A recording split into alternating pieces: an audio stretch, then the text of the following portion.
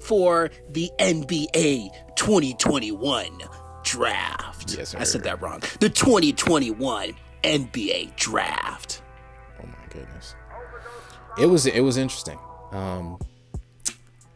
It was interesting, and I feel like it was really only interesting for I feel like my team.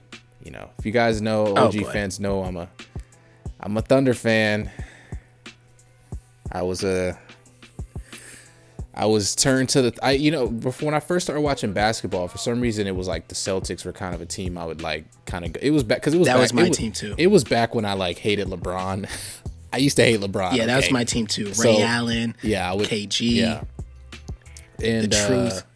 It's funny. My dad was a Lakers fan, so at first I was going to be a Lakers fan, but then I started watching the Celtics. I was like, all right, the Celtics might be a team, but I was still young then, and I was still kind of putting my team. I already had like my, not normal teams, but basketball was that one sport where I was like, I don't even know who I go for. And I remember I was at like a baseball park, and I was like, you know what? I'm going to go for the Thunder. I like KD. I like Russell Westbrook.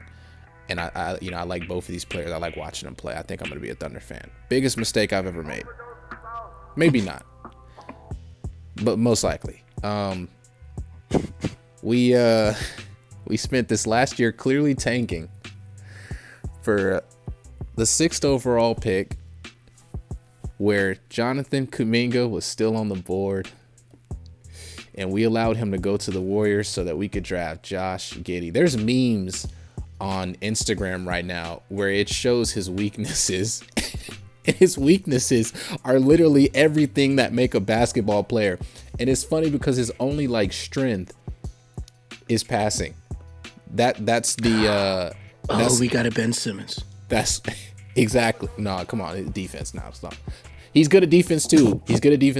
He played overseas. He played in the same league as LaMelo Ball. He broke some records that LaMelo Ball had installed, and he averaged 10 points. That's your number 6 overall. Yeah, 10 points, and it's like at first I'm thinking like maybe that's not too bad, but then it is bad because he was playing against. That is bad. He was in the pros, so it's not like if you can't average a lot, and don't get me wrong, he's going to improve, obviously, but, drafting international players itself is dangerous unless their name is Luka, because Luka coming out, everybody knew he was going to be a dog, but right. I think I don't know how to really feel about that pick. And we drafted Trey Mann from Florida later in the draft. We took some overseas player from center and traded him instantly. And I'm not going to lie right now, my optimism heading into this offseason was high, and then the draft lottery happened and we lost that Rockets pick. It's been pain. I'm in constant All I'm going to pain. say is he averaged 10 points, okay? Oklahoma City, okay, they picked up somebody at number 6 that averages 10 points. They picked somebody up at pick 55 that averages 17 points. It's just a pretty big difference. Yeah. You know what I mean? I'm not understanding. And maybe they're going to see something that I don't see, but I'm really not understanding this pick. Yeah, and the crazy thing is Kuminga was in the G League Ignite, so he's already been playing grown men. And 17 points per game, bro, that's insane. You know what I mean? So that's what you really got to take into account when you look at. But that's your second round pick. That's a second round pick. So why are we picking up not we, because I don't rock with OKC like that, but why are you picking up somebody that averages 10 points as your 6th pick? Sam Presti, man. Sam Presti. And I just found the meme, right? So it says his weaknesses are ball handling, shot creation, outside shooting, on-ball defense, and athleticism. Come on, man. And this guy goes like, bro, so his weakness is basketball. Come on, man. Chill out, man. It's like, dude, come on, bro. Come on, man. I don't like. Come on, man. I don't want to be that guy like how those Knicks fans were when Porzingis turned out to be good at basketball. Like, I'm gonna give the guy a shot. Obviously, I think that's the whole point with the draft. But man, you can be disappointed when you see a better player on the board and you just don't take him. And I think Kuminga would have worked well on our team. James Bouknight, another guy I was looking at from UConn. I thought he would have been really good on our team. And we really just need to build around Dort. and his defensive presence, and we need to build around Shy and his, offensive weaponry that he has. And I don't really feel like we really set the team. Obviously, we're doing a full rebuild, so obviously we're building towards the future. Bro, they could have picked up Moses Moody. We could have picked up a lot of players, but Josh Giddey is the guy. We actually went to school with his brother. Oh wow. Yeah, I had no idea. Like, he would just post him a lot, and because he follows me on Instagram. His brother went to our school. Nice. It kind of. All I'm saying is. What you Go ahead. Oh yeah, so it kind of reminds me of this guy. I remember when I was a freshman in high school. He was like the tallest kid in school. I was randomly watching like a football game, and I saw Florida Gators, and I saw his face. And I was like, "What? I know him." So I looked it up, and it turns out it was him. Like, this guy was in the NCAA playing for the Florida Gators, and then he got drafted. And I was like, dude, that's something insane, because just seeing somebody and just seeing them make their way to the top, it's pretty insane. But I know we're getting completely off topic, so let's get back into the draft. Yeah, I mean, to be honest, like, if you're curious on what the draft was, the Cade Cunningham, which was an absolute obvious, that was an obvious pick.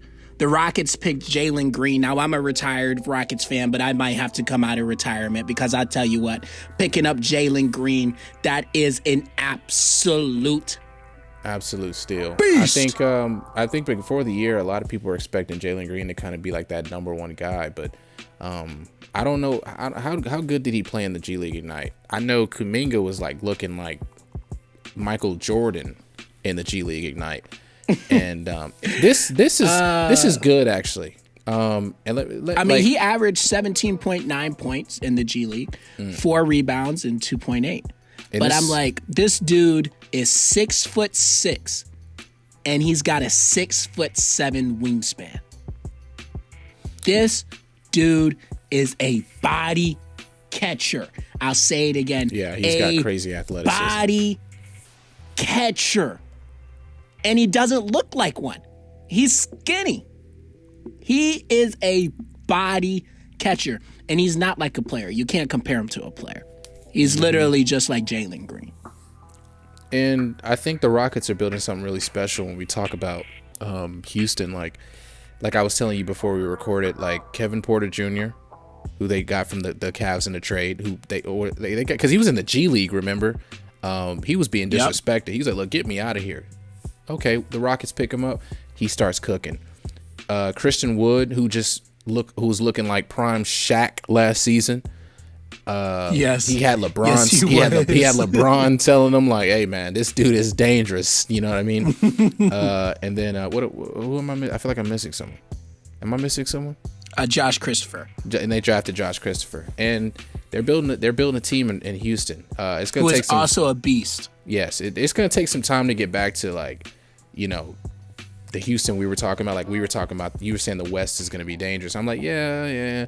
But I think the West is going to slowly start to die down, and we're going to see the East take over in a few years. I mean, they've already won this year, so this could be the start of it. But I don't want to skip over Cade Cunningham, because the guy's a dog, and we got to talk about. So I saw someone. There's memes. Meme Twitter is quite funny. Okay. The internet never loses. Yeah, and sports they Twitter never do. Sports Twitter is probably the funniest thing in the world, because if you ever see a sports player trending on Twitter, you got to click on it, and it's just peak. Yep. It's peak comedy. And they were saying Cade Cunningham has been selected by the Pistons, and his career is already over. And my God. I know it's disrespectful, because the Pistons are. What are they building? You got Cade Cunningham. I mean, who else are they building around on that Pistons team? That was actual. That was an actual question. You know what I mean? So it's I'm like, looking. I'm trying to find it. Cade's gonna go to Detroit, and it's gonna take. He's gonna go to Detroit. I doubt he signs a re-up with him. Maybe he needs he needs that, because not many teams can offer whatever deal he'll be looking for come that time. But Detroit's not building really anything. I'll tell you what, Detroit's better than Cleveland. You said Detroit's better than Cleveland. I mean, whoa. better than Cleveland was when LeBron wasn't there. You know what I'm saying? But now Cleveland is different with Colin Sexton, who is a defensive monster. Yeah, Darius Garland. And now they pick up Evan Mobley. Mm-hmm. Evan Mobley. So you got the scores. To Cleveland. You got score. You got scores. You got defense. You got that's a double grown defense man now.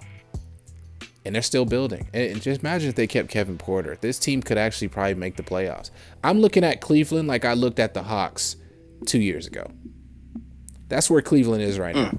And I think we're gonna see them, take that spark. I'm not saying they're gonna make a conference championship in a few years, but I think Cleveland's really gonna maybe possibly become a premier team in the league. When we talk about, we need to see how how quickly he develops into the top player that I know he can be.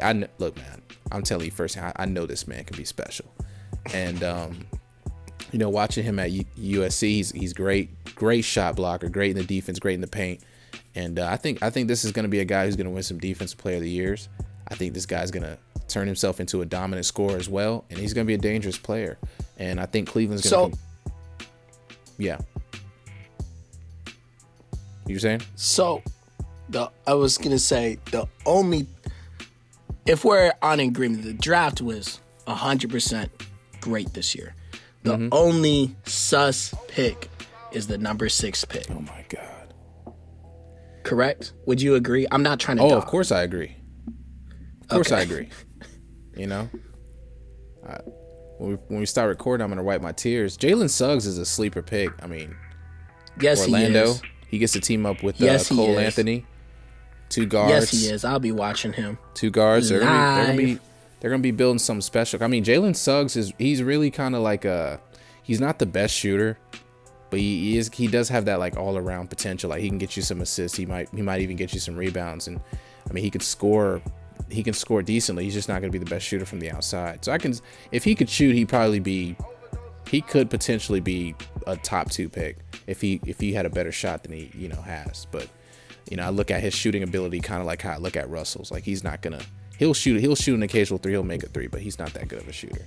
And I feel like maybe that's why he slipped to 5. It's gonna be interesting to see him in Orlando, because I feel like Orlando is really just like a poverty team. Like I don't really see them getting good. Even with this pick, I feel like Orlando is just stagnant. Yeah, and they lost AG. Yeah, like I don't really feel like they're getting better. As a team, I just really feel like they're just kind of staying stagnant. Let's make a prediction. It's draft. It's the day after the draft, so we got to make the prediction. Who's gonna win Rookie of the Year?